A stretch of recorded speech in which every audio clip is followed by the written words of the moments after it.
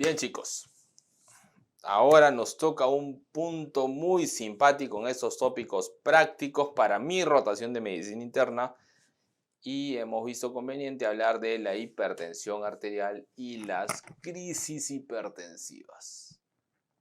¿Cómo tratar según lo que tengo? No siempre tienes todo a la mano, pero vamos a ver qué hacer. Cuando hablamos de crisis hipertensivas, y esta definición puede variar de acuerdo a la literatura que uses, la Academia Canadiense, la Academia Europea, hasta incluso la Academia Americana, pueden modificar un poco, pero ahí te pongo dos de las principales. Una elevación tensional, elevación de la presión de manera aguda, por encima de 210/120 o 180/110 de acuerdo a la literatura que uses. Yo considero 180/110 para mí, personalmente, ¿ya? De manera aguda, ojo. ¿Que tiene algunos factores predisponentes? Sí. Lo más frecuente, y eso es algo que te van a preguntar, ¿qué es lo más frecuente, doctor? ¿Por qué da una crisis hipertensiva? Porque el paciente no toma su medicina. Eso es lo más frecuente. O sea que, doctor, ¿no era la cocaína? No. También es una parte frecuente, generalmente en gente joven, generalmente. En alguna fiesta, en algún compromiso que hubo algo excesivo de sal, lo condimentaron más, qué sé yo, también, pero no es lo más frecuente. Cuidado con esto, porque esto nos puede dar una pseudocrisis hipertensiva, las crisis de ansiedad, y son muy frecuentes en la emergencia también. Tal es así que por ahí les voy a dar ahora algunos tips. Insuficiencia cardíaca aguda es otro punto, no es lo más frecuente dentro de estas, pero también se está presentando cada vez más. Más infrecuente es la preeclampsia, una glomerulonefritis rápidamente progresiva, o bueno, ahí empezamos con los feos, el hiperaldosteronismo, qué sé yo. Esos son un poquito más raros. Y acá hay algo que no les va a gustar. Factores asociados, el sexo femenino. Las hermosas damas siempre encabezando las crisis. La obesidad también es un punto. Y mientras más número de tabletas tome mi paciente, más riesgo de hacer crisis hipertensiva. Más número tomo, más riesgo tengo. Doctor, si está tomando 4, 5, 6 pastillas, yo te hago una consulta rápida, respóndela ahí donde estás. ¿Crees que si un paciente toma 6, 7 pastillas antihipertensivas, en algún momento no se va a olvidar de tomar alguna? ¿Y qué tal que esa que se olvida es una de las principales? ¿Hará crisis o no hará crisis? Naturalmente sí. Y otra es la no adherencia, y esta es la principal, como les dije, la no adherencia a la medicación. La no adherencia. La gente cuando ve que ya va a empezar a tomar 3, 4, 5, 6 pastillas, dice, no, no soy pollo para comer tanta pastilla. Entonces no toman las medicaciones o las toman a horas distintas, etc. Pero la no adherencia. ¿Ok, chicos? Acá tienen. Ojo con lo que voy a decir a continuación. Esta es una clasificación canadiense. Pero ojo con lo que voy a decir. Actualmente esta palabrita de urgencia hipertensiva muy probablemente desaparezca.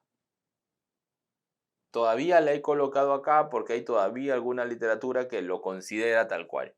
Pero muy probablemente vaya a desaparecer y nos vamos a quedar con lo que voy a decir a continuación. Una emergencia hipertensiva y algo que se llama hipertensión severa asintomática, que va a quedar muy probablemente como una hipertensión severa no controlada. Ya no tanto así como una urgencia hipertensiva. Para términos prácticos de este año todavía lo vamos a considerar. Entonces, decimos que una emergencia hipertensiva, signos, síntomas que me hagan sospechar daño de órgano blanco. Punto. Daño de órgano blanco, presión alta, signos, síntomas, listo. Emergencia hipertensiva. Una hipertensión severa asintomática, no hay signos, no hay síntomas de ningún daño de órgano, Pero puedo acompañarme de algunos síntomas un poco inespecíficos. Una cefalea, por ahí una epistaxis, que no son daños necesariamente de órgano blanco. Ahí lo vamos a ver. Y todavía vamos a clasificar en una urgencia hipertensiva si hay una presencia de algún factor de riesgo. Una urgencia hipertensiva. O hipertensión severa no controlada, que es la gran mayoría de pacientes. El paciente llega a la consulta, tú lo ves, estás en tu rotación, le estás tomando la presión a tu cama, la que te tocó asignar, le encuentras 190. Señor, ¿cómo está? Doctor, yo no tengo nada, deme mi desayuno, todavía te piden. Eso no puede considerarse una emergencia hipertensiva. El paciente está asintomático. A lo más eso es una hipertensión severa no controlada. ¿Ok? Pero mantengamos todavía la palabra urgencia hipertensiva porque la literatura todavía lo maneja, solo que ya en los principales, te lo digo como un spoiler, en los principales congresos internacionales, la palabra urgencia hipertensiva va a ir probablemente en los siguientes años. Algunos ya no lo toman como tal, ¿eh? Te digo, algunas importantes academias a nivel mundial no lo están tomando. Si por ahí tu doctor o el que te toque conversar te dice, oye, eso ya no existe, no está mal tampoco. No está mal. Entonces ahí tú le sacas, si él te dice, no, ya no existe, ah, sí, pues doctor, porque ahora se llama hipertensión severa no controlada. Ya estás. Lo parchaste. Perfecto. Yo te creo. ¿Ya? Muy bien. Entonces lo pongo, no porque me dé la gana, sino porque todavía hay casas, hay colegios internacionales que lo mantienen. Y vamos a hacer la diferenciación rápidamente. Crisis hipertensiva, que es el global, 180, 110, que yo te dije que es lo que tomo. ¿Cuándo hablo de emergencia? Práctico. Doctor, síntomas y signos neurológicos. Tiene una afasia, tiene una focalización. Es una emergencia hipertensiva. Pues, vuela porque eso es una emergencia hipertensiva. Definitivamente sí. Es una emergencia hipertensiva. Doctor, ¿viene con angina? No, pues, ¿eso qué va a ser urgencia? ¿Qué dijimos en urgencia? Que no había daño de órgano blanco. Pero si tiene una angina, probablemente pues las coronarias, a nivel de tanta presión que existe, se están dañando. Edema agudo de pulmón. Un dolor torácico severo, que no necesariamente es una angina, puede ser una disección aórtica brutalmente grave. Un eclampsia, el paciente empezó a convulsionar, está haciendo falla renal aguda con hematuria franca y todo, y presiones volando. Ya, pues todo esto se considera emergencia hipertensiva. El ingreso tiene que ser hospitalario. Esto no va a bajar con captopril, no hagan ese mal tratamiento.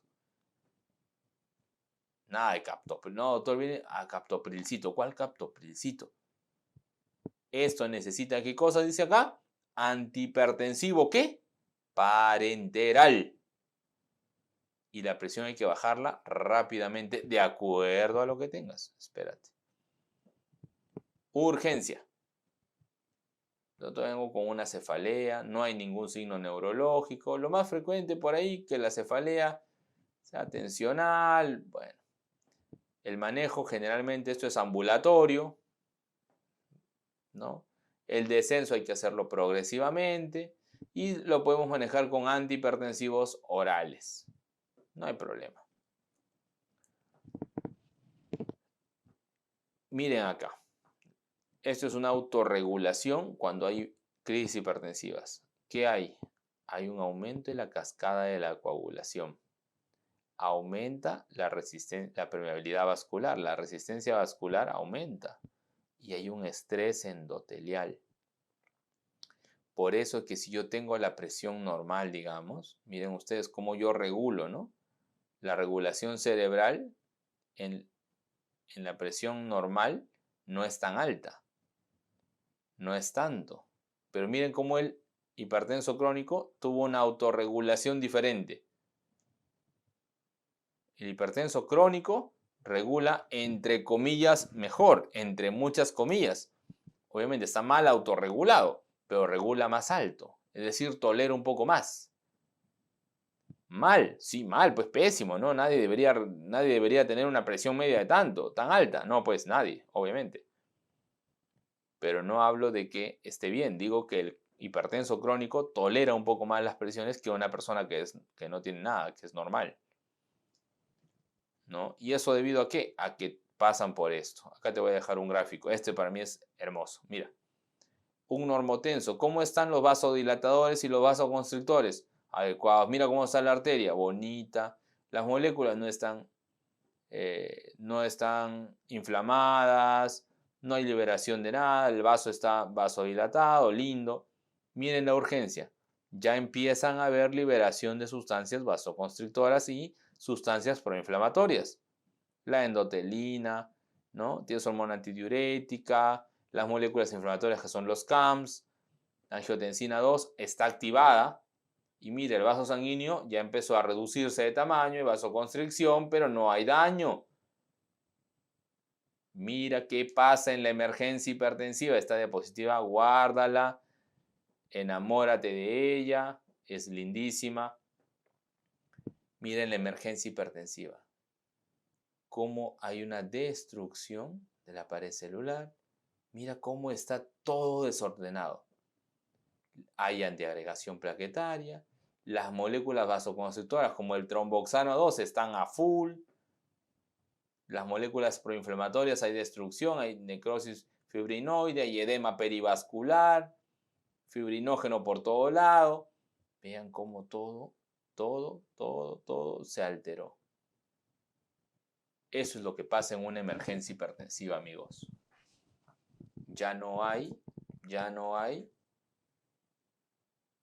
una pared celular íntegra, se perdió. Y hay un daño. Por eso hablamos de daño de órgano blanco. ¿No? Vean acá, aumenta la presión, la autorregulación empieza a fallar, empieza a aumentar la resistencia vascular, vasoconstricción. ¿La vasoconstricción a qué lleva? A que haya un estado protrombótico activado, activación del sistema renina-angiotensina.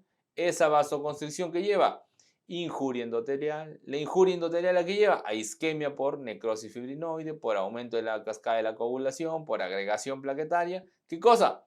Daño de órgano blanco. Así de fácil se da, chicos. Así de fácil se da. ¿Ok? Vean ustedes cómo toda esta cascada, de otra diapositiva que la tienes que guardar, es bien sencilla de explicar. Es bien sencilla de explicar. Y se retroalimenta entre ellas. Doctor, ¿hay más vasoconstricción que hay? Más presión, pues. Más presión, más vasoconstricción. Y eso es un círculo vicioso.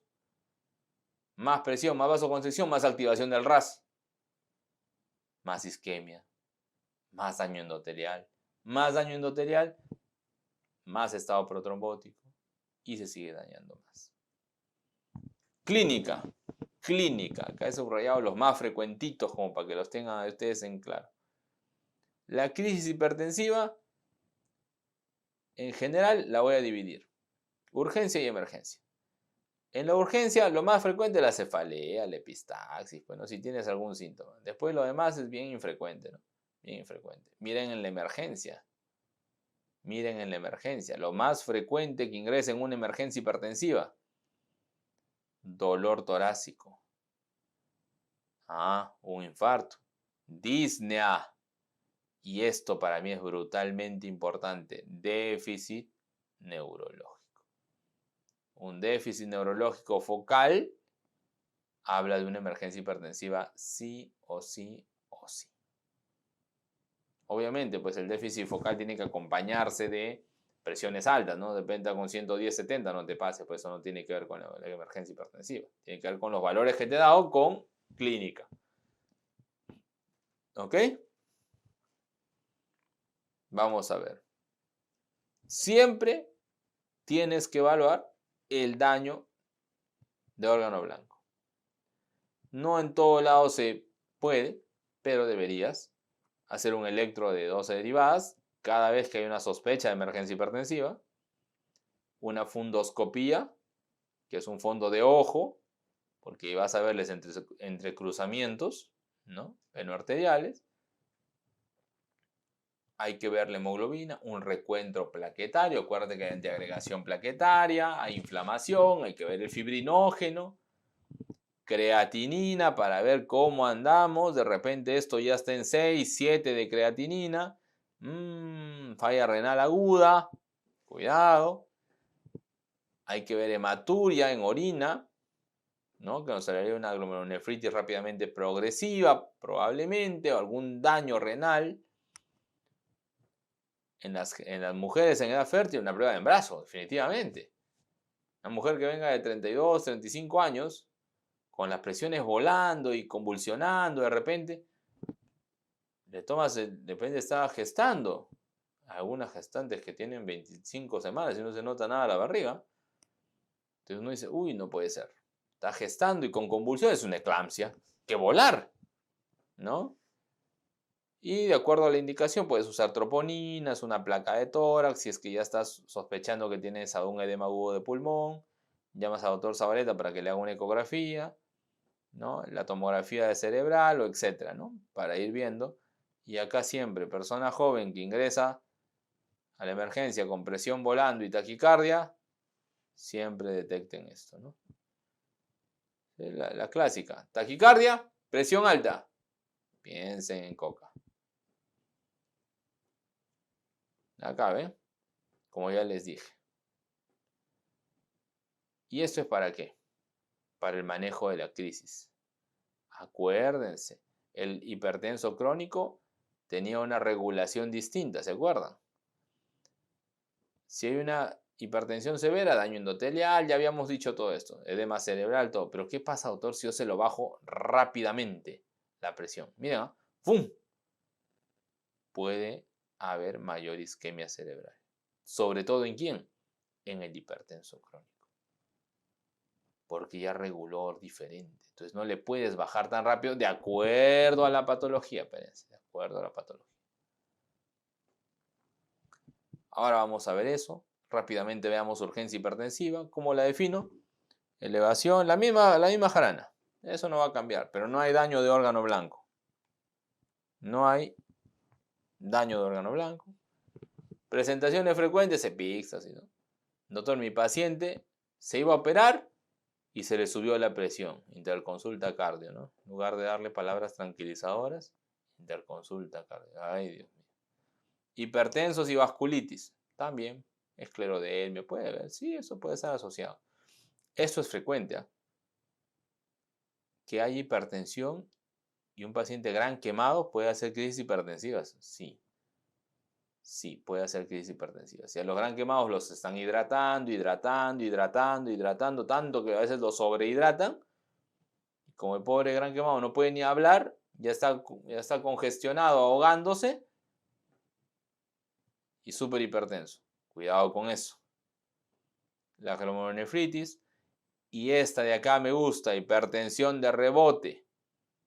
Le bajas tan rápido la presión, no le das una buena indicación y a las horas está regresando el paciente. Cuidado con eso. Acá requiere un descenso progresivo, no tan agresivamente, ¿no? Si empezaste con 220 hasta 160 máximo, ¿no? Si empezaste con 180, baja un poquito. Si empezaste con 100, acá debería ser 100. 24, 48 horas, ¿no? ¿Qué tienes que evitar? Que el paciente se hipotense. A veces se desesperan. Lo ven al paciente con 150, dale su captopril. Claro que sí, para que haga isquemia cerebral. Lo máximo. No hagan esas barbaridades. Ya hemos dicho, si es un hipertenso asintomático severo, lo único que tiene mal que es su control, su autorregulación de la presión arterial. Bájale la presión poco a poco. Ayúdalo a que se autorregule mejor. No le generes una isquemia cerebral, coronario, renal. No te desesperes. ¿Qué medicina, doctor? Puedo darle un captoprilcito, pues. 25, ya 12.5 es un chiste. 25 le puedes dar. El efecto empieza en 15, 30 minutos. Dura 4 o 6 horas. ¿No? Efectos adversos, angioedema. Nunca he visto angioedema por ahora por captopril. Tos a montones. Y tengan cuidado. Si el paciente es nefrópata y tiene alguna estenosis de la arteria renal bilateral, no usen ni yecas ni aras. La clonidina no existe. La betalol lo pueden usar, sobre todo para gestantes. Ya, para gestantes que están con preeclampsia, etcétera, la pueden usar. Lo pueden usar. Ya. Cuidado nada más que acuérdense que es un beta bloqueante y si el paciente tiene un asma severo no le pueden dar. O si está congestionado con insuficiencia cardíaca tampoco. Si tiene un bloqueo, lo acabamos de conversar hace un rato. Hay un bloqueo cardíaco, prefieran la betalol, no. Pueden dar furosemida, la pueden dar vía oral o ya pues, si tienen a la mano el endovenoso, pueden ponerle 1 o 2 ampollas, ¿no? Y acá un punto que me voy a parar un ratito. Nifedipino, pero de liberación prolongada. No me hagan barbaridades. No den nifedipino de 10 y menos. Y menos sublingual. Nunca se da nifedipino de manera sublingual. Nunca. Casi me voy a angustiar un poco. Porque el nifedipino que se da de manera sublingual evita efecto de primer paso. No se metaboliza en el hígado. ¿Qué hace? Hace una vasodilatación, queridos doctores, que la presión que estaba en 180 se va a 90, a 80. Y ese paciente se maltrató todo. Se maltrató su cerebro, se maltrató sus coronarias, se maltrató su riñón. Y lo peor que hace es hipotensiones severísimas, que después en lugar de estar bajándole tú la presión, estás poniéndole noradrenalina para que suba y a veces no sube. Porque como hiciste una desregulación cerebral tan brutal y tan severa, papito querido, se nos complica la situación. Cuidado con el nifedipino de 10 miligramos sublingual. No lo hagan. No lo hagan. ¿Ok? Nifedipino, liberación prolongada, sí, vía oral. ¿No? Amlodipino pueden usar también. No es tan efectivo como el nifedipino de liberación prolongada. ¿Ya? Pero pueden usarlo.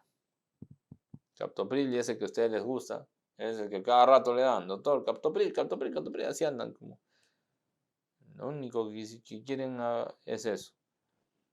Recuerden, las presiones meta que voy a tratar de conseguir a largo plazo son estas, ¿no? Para enfermedad, generalmente todas están por alrededor de 130-80, ¿no?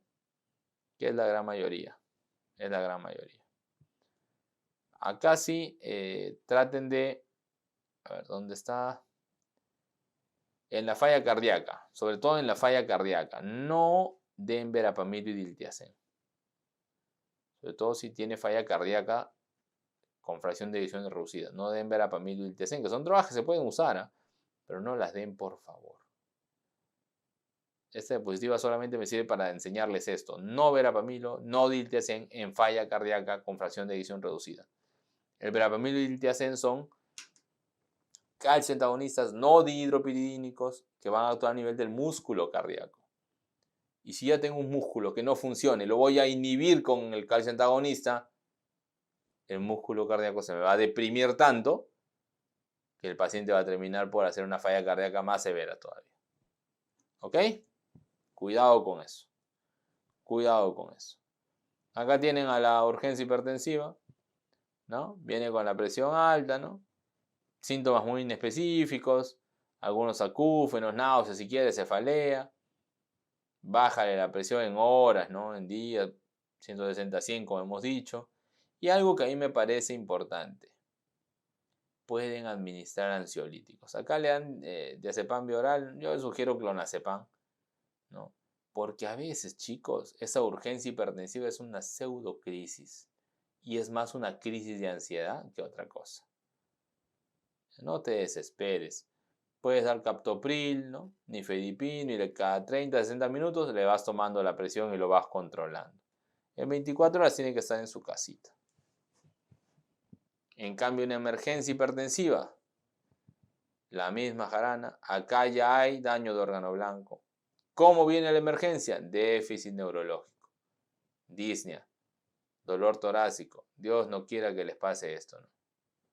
Ceguera. Algunos pacientes vienen con hipertensión maligna, ¿no? Entonces hay una ceguera y ojalá que nunca.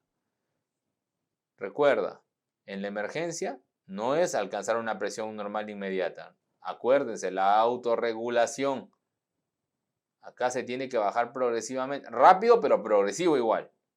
En el otro era 24, 48 horas, me podía tomar mi tiempo, ¿no? Tomarme ahí de repente mi sándwich con mi paciente, tranquilamente en una urgencia. Acá, bájale, pero tampoco no demasiado. Una regla general que en la primera hora le bajes un 10%, está perfecto. Y otro 15% en la segunda, tercera hora, vas 25%, estamos bastante bien. Donde sí te digo, bájale al toque en la disección aórtica. En una disección aórtica tienes que bajarle la frecuencia cardíaca y bajarle la presión a 120. Los primeros 20 minutos es al toque. La disección aórtica mata, pero brutal. El daño neurológico agudo es un SB isquémico. Ven acá la tomografía. Traten cuando está más de 220 y eviten 140-90 para abajo. Por lo que hemos conversado. Autorregulación cerebral. Si lo bajas de esto, va a haber una isquemia cerebral aumentada. O sea, aparte de lo que ya tiene, tú bajándole tanto, le vas a generar otra isquemia. Trombólisis, si es que la presión está 180/105, no 220. No, esto es muy alto para análisis. 180-105, puedes usar trombólisis. Si hay una hemorragia intracraneal, hay que bajárselo rápido, ¿no? Vean acá el sangrado, ¿no? Menos de 180. Síndrome coronario agudo, 20-30% de la presión arterial media. No trombolizamos si la presión está demasiado alta tampoco, porque podemos generar sangrados. Acá un tema, intoxicación por coca. La intoxicación por coca, ya les dije, viene con presión alta y taquicardia. Uy, doctor, le doy un bisoprolol. Me encanta el bisoprolol. ¡No! Tienes que usar acá vasodilatadores. ¿Qué vasodilatadores? Si quiero bajarle la frecuencia cardíaca, usa verapamilo en endovenoso. Usa diltiazem en endovenoso. Una benzodiazepina. Porque el verapamil, ya te dije, tiene doble acción. El diltiazem tiene doble acción. Acción muscular cardíaca, que si el corazón de ese paciente está bueno, no hay problema. Y tiene una acción sobre el nodo AB, que lo va a bloquear un poco, le va a reducir la frecuencia cardíaca. Entonces, ¿qué va a hacer? Bajo la frecuencia, que la tiene alta este paciente, y lo vasodilato. Que como está con coca, la arteria, ¿cómo va a estar? Cerrada. ¿Qué necesito? Abrir la arteria y de paso bajarle los latidos para que todo esto calme. Un verapamil, un diltiazem, en ese tipo de casos, brutal, muy lindo. Acá tienen hipertensión arterial maligna, algunas indicaciones. La betalol, nicardipino no hay acá en el Perú, la betalol sí. Encefalopatía hipertensiva, bajen la presión rápidamente. La betalol a la cabeza, muy buena medicación para esto. Nitroprusiato, que es un tipo de nitrato. Un evento coronario agudo, hay que bajar rápido la presión. Nitroglicerina a la cabeza. Los nitratos van muy bien para cuando las arterias coronarias están mal. Falla cardíaca, hay que usar, o edema pulmonar agudo, perdón, por presión alta, nitroglicerina, vasodilatación, hay que hacer eso, ¿no? Y obviamente hay que darle diuréticos para que pueda mejorar. Disección aórtica, esta es la que no me agrada nunca, terrible es esta. Bajemos rápidamente la presión y la frecuencia cardíaca hay que bajarla al todo. Recuerden, la disección, hay una arteria que está acá y aparte te ha salido una luz extra. Si la presión está alta, esta luz extra se va a agrandar. Y si está taquicárdico, se va a lastimar más. Entonces, ¿qué hay que hacer? Enlentecerlo y bajarle la presión. Dos cosas importantes, ¿ok? Listo. ¿Qué hacemos? Esmolol, que es un beta bloqueante, y una nitroglicerina para ello. Fácil. Ahí tienen las drogas.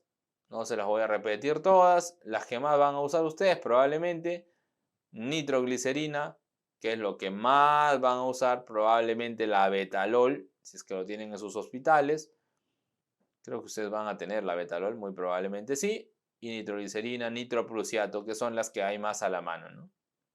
Más a la mano. Este es otro tipo de paciente, ya no es el mismo de antes, ¿no? Entonces este es un paciente porque ya viene con una lesión aguda de órgano diana. Viene con un déficit, una cefalea severa, probablemente, con un déficit neurológico asociado. Encefalopatía hipertensiva, ¿no? Probablemente venga con rigidez de nuca, signos neurológicos, una hemorragia subaracnoidea, ¿no? Disnea, ortopnia, falla cardíaca, acuérdense. Ubiquen siempre, emergencia hipertensiva, cerebro a la cabeza. Preserven el cerebro, ¿no? Entonces, viene el doctor con una focalización, es un accidente cerebrovascular. Viene con rigidez, ¿no? Vómito, cefalea brusca, hemorragia subaracnoidea. Disneico, edematoso, falla cardíaca. Dolor torácico opresivo, síndrome coronario agudo. Así ustedes pueden ir más o menos orientándose. Hay otras más raras. Cefalea, palpitaciones, sudoración, un feocromocitoma. Sí, pero es mucho más raro, ¿no? Mucho más raro. Ya acá sí hay que controlar minutos u horas, ¿ok?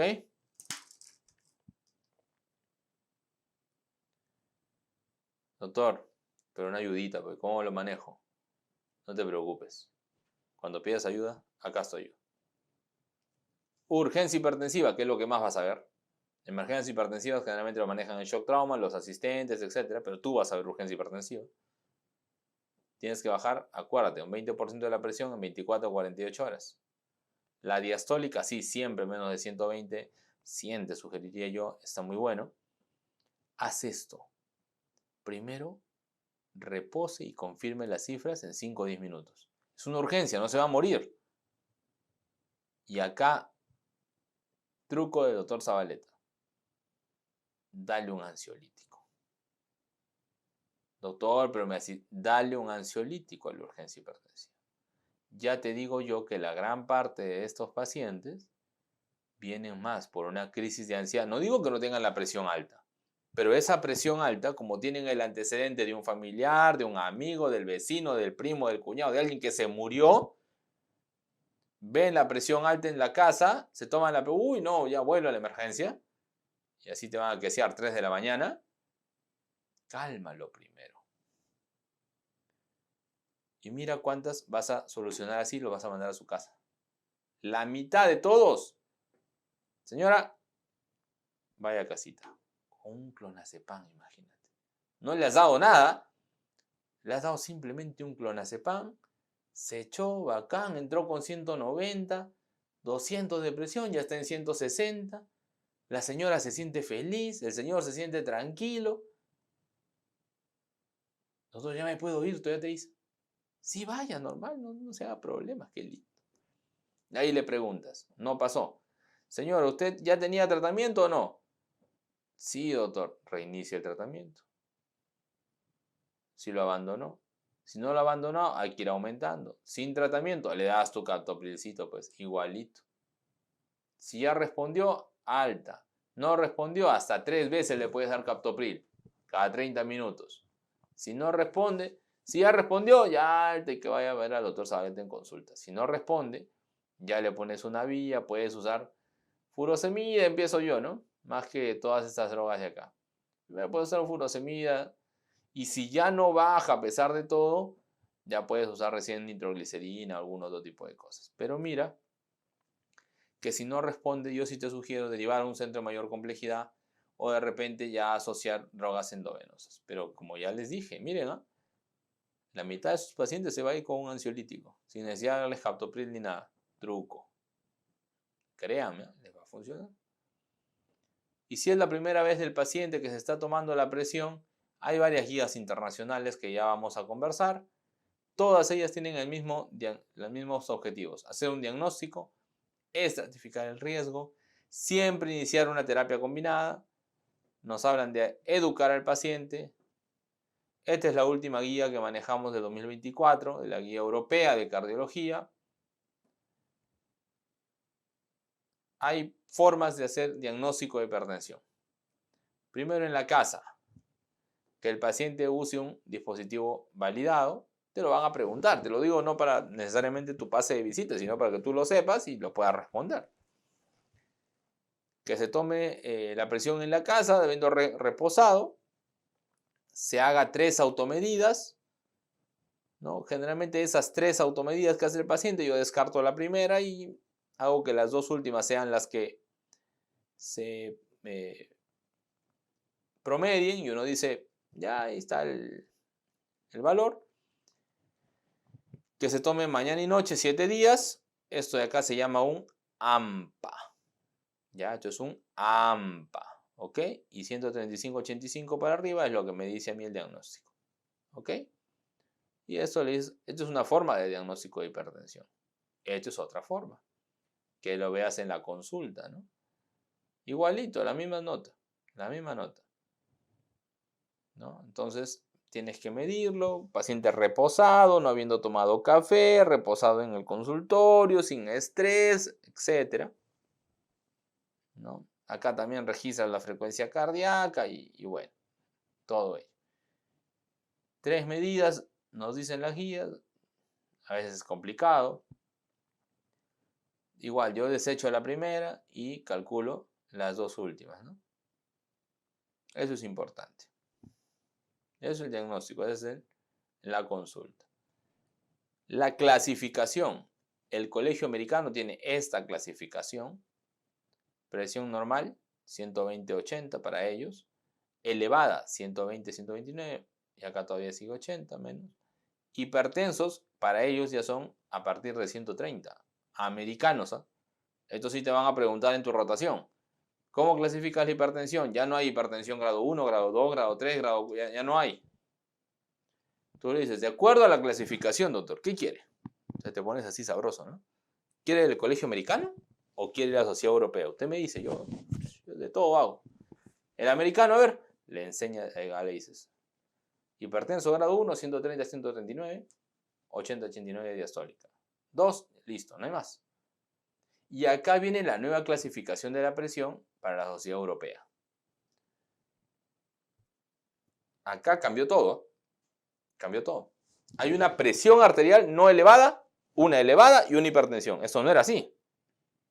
Si alguien se acuerda, había hipertensión grado 1, grado 2, grado 3, hipertensión sistólica aislada, que no sé qué. Había un montón. Prehipertensión, de repente no sé si ustedes se acordarán o les enseñaron así, pero esto ha cambiado. Esto es así ahora. Presión arterial normal, si quieren, o no elevada, 120/70 para abajo. Presión arterial elevada de 120 a 140 o 139, diastólica de 70/89. Hipertenso, más de 140/90. Así de simple, chicos. Ahora este es el diagnóstico. Y ahora es la clasificación. Ya ha cambiado, ¿ven? Miren, como antes teníamos tanta cosa, normal alta.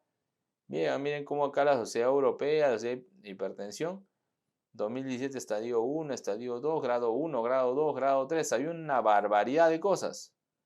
Y actualmente ya no es así. Actualmente 2024, ¿qué es? No elevada, elevada, hipertensión. Simple y sencillo como eso. Nuevo concepto. Para esto vamos a hablar de cuándo empezar el tratamiento. Recuerden que ya les dije primero, los objetivos de la guía son diagnóstico correcto, clasificación correcta, estratificación correcta, y para estratificar al paciente, ¿qué tienes que hacer tú? Medir daño de órgano blanco. O lo que decimos ahora, daño de órgano mediado por hipertensión, que es la palabra más correcta que se dice ahora. ¿Cómo se hace esto, doctor? ¿Cuáles son los órganos que más se afectan con la hipertensión? Eso es muy sencillo. Corazón, riñones, arterias. Punto. Cerebro, si quieres también. ¿Qué veo en el riñón? Un RAC. Ratio, albuminuria, creatinuria. ¿Ok? Una tasa de filtrado. En el corazón, doctor, ¿qué veo? Mi electro. Tengo que ver criterios de hipertrofia, que te los he puesto acá. En la eco hay que ver hipertrofia también, disfunción diastólica. biomarcadores, una troponina, proBNP. El proBNP básicamente para ver si es que no estoy haciendo ya insuficiencia cardíaca. En las arterias hay que ver, ¿no?, cómo están las carótidas, las femorales, si no tienen placas de grasa, si las ondas de pulso no están incrementadas, ¿no? Y a veces podrías incluso hacer una tomografía cardíaca para ver un score de calcio. Situaciones específicas, pero siempre valora, primordialmente, chicos, lo que tienen que valorar ustedes siempre es corazón, riñón. Doctor, ¿hay un score exclusivo para Perú para medir mi disfunción diastólica, mi disfunción por hipertensión arterial? No existe tal cual. Hay una latinoamericana que lo pueden buscar, o la europea que se llama SCORE y SCORE 2. SCORE y SCORE 2. Pero no está validado para el Perú, por si acaso. Metas. Metas. Miren acá las 3 sociedades grandes, ¿no? Las metas, ¿cuáles son? 140-90 para abajo, dicen los americanos. Esto es la Sociedad de Hipertensión Europea, hipertensión, ¿no? 140-90 para abajo. Y la Sociedad Europea de Cardiología, esta es la de cardio, esta es la Europea de Hipertensión. 140-90 para abajo, 130-80 si es que hay alto riesgo, pero en general 140-90 es lo que nos plantean para iniciar tratamiento, ¿no? 140-90 para cualquiera de ellos tengo que iniciar tratamiento. Tengo que sí o sí iniciar tratamiento, excepto en los mayores de 80 años, ¿no? Con cuidado, dicen ahí, con cuidado. 160 la sistólica, mayores de 80. Mayores de 85, 140-90 si es de alto riesgo, ¿no?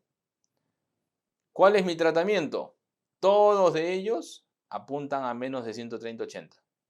Es decir, la pongo más clara acá, para resumirlo rápido. Inicio tratamiento, ¿cuándo? 140-90. ¿A dónde tengo que bajar? 130-80. Menos de 130-80 es el objetivo. Ese es mi objetivo, ¿sí? Es fácil, muy fácil, ¿no? Para la sociedad europea es 120-129, que es lo mismo prácticamente, ¿no? Salvo que los mayores de 85 sí les dan una chancecita un poquito mayor, ¿no? Pero después no hay mayor detalle. ¿Qué hago, doctor, primero? Los primeros pasos que tengo que hacer, reducción de la sal, del sodio en general.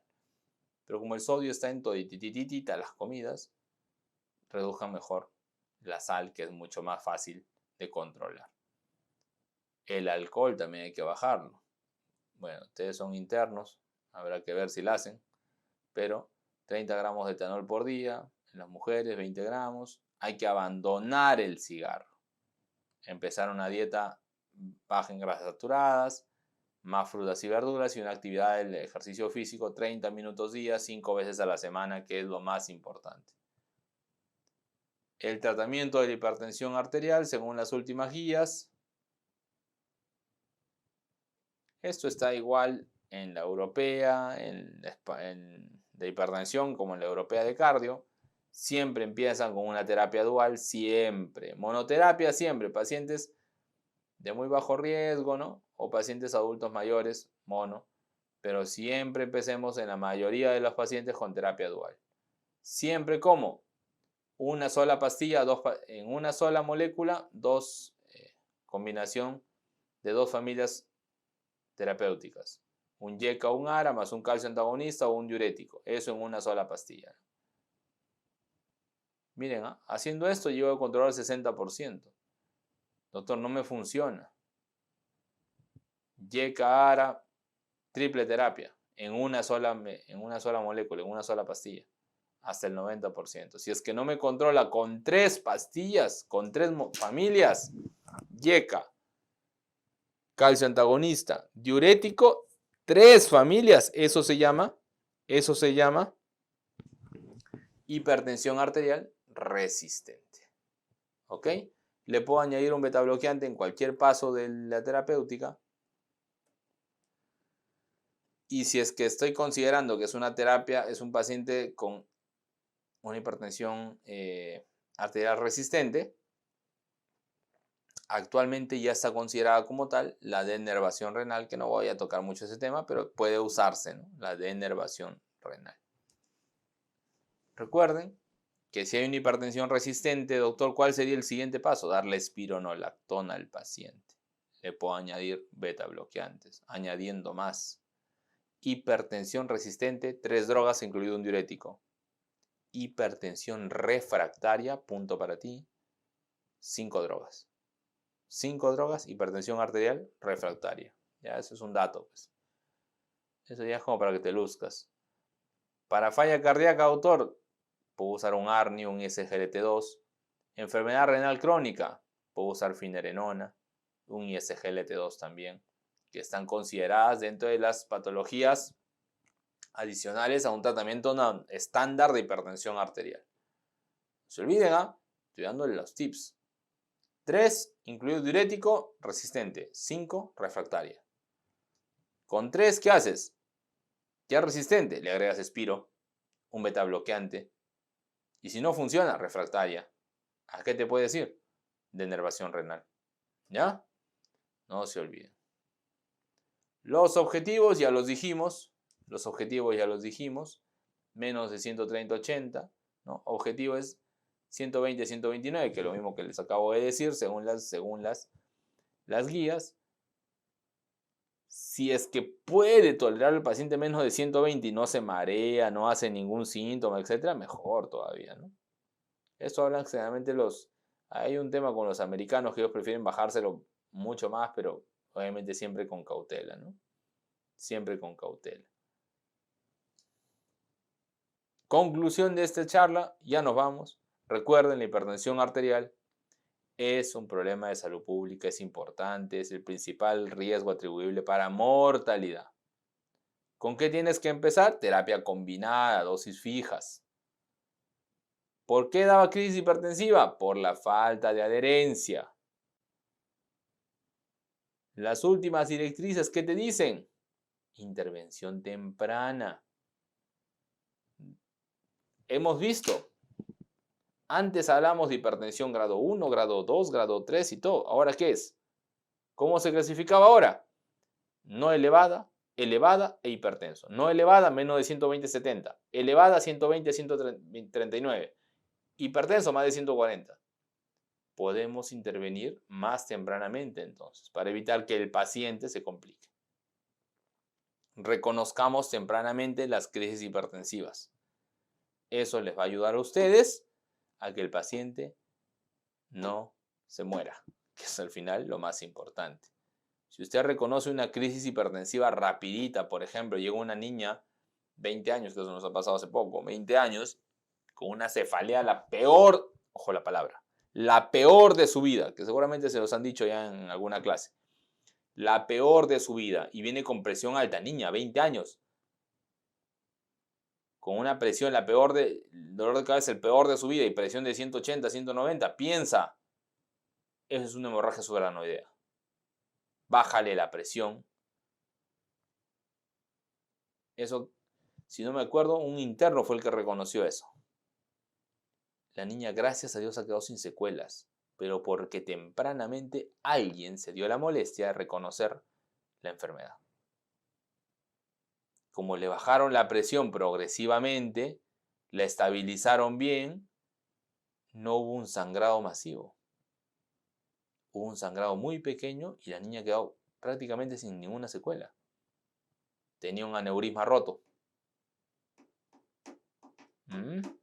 Eso es importante. Para eso son estas clases. No solamente para que me luzca con el doctor, es decir, sí, pues yo soy el bravo de bravos, sino para que ustedes puedan ayudar a los pacientitos a evitar complicaciones más graves. Chicos, para mí ha sido un placer estar con ustedes. Les agradezco y espero que estudien mucho y que su rotación de medicina interna sea de lo mejor. Nos vemos.